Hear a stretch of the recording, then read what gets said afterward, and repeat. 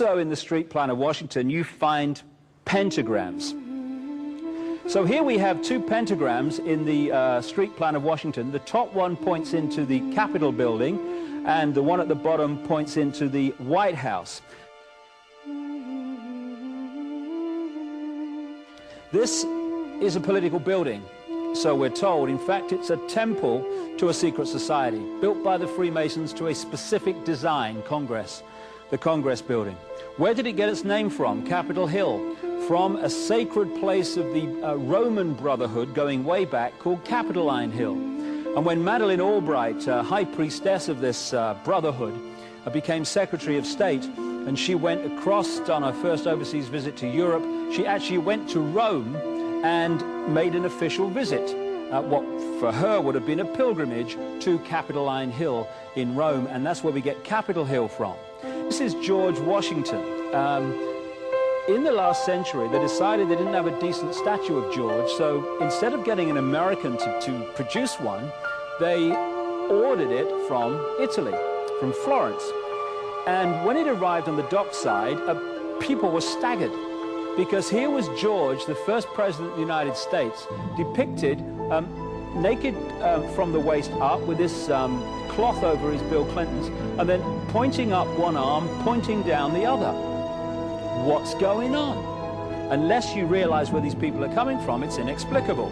Well, if you just hold that in your mind, arm up, arm down, naked from the waist up, and then Bill Clinton's covered in a piece of cloth, well, this is where it's coming from. This is the ancient depiction of the compilation of the negative force symbol that the Templars worshipped, or the high-level Templars worshipped anyway, called Baphomet. And this is why that they depicted George Washington in that way.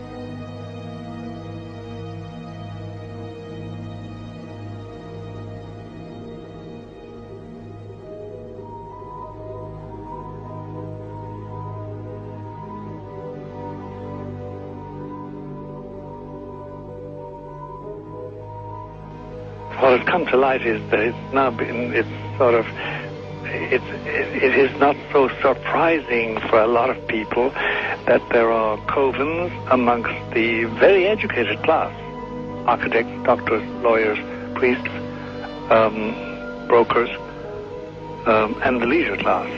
These are people who have made pacts with the devil. That's right. It's really the best, the more accurate way of describing would be that they have indulged themselves in the worship of the goat, of the prince, of the serpent, of Satan, of Lucifer, and they lead perfectly normal lives. They're jewel merchants. They travel. They're prominent in their own way, but they do have this indulgence. Father, here's a part of that I can never understand. That has never made sense to me. And that is, if somebody were to make a pact with the devil,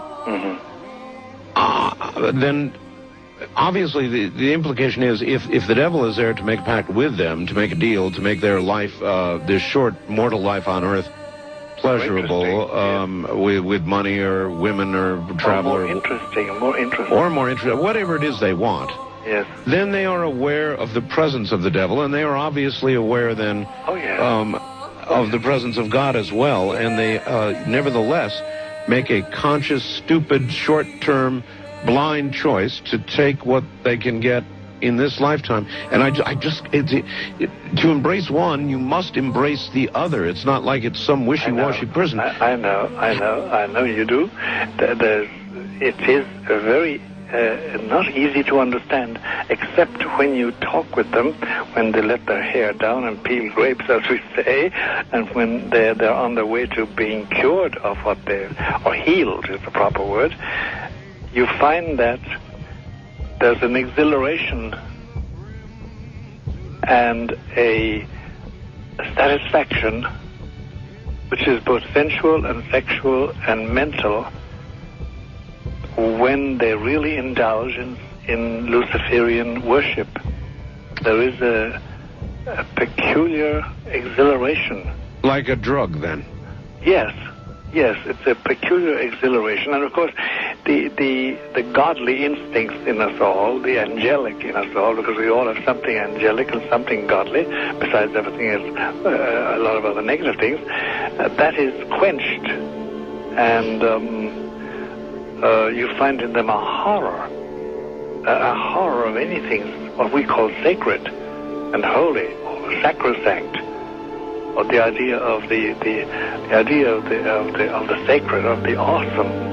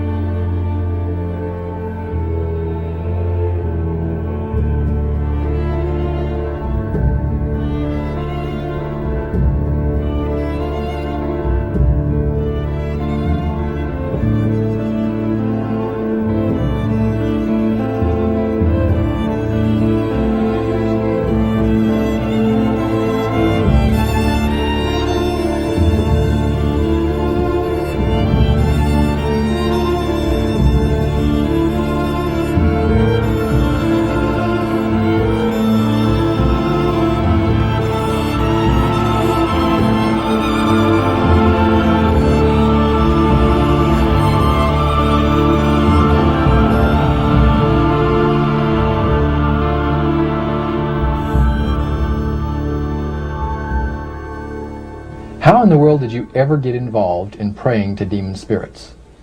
A fellow that had been on a particular ship with me, he told me, "Hey, I got something fantastic to tell you." He said, "I am affiliated with people that speak with the spirits of the dead.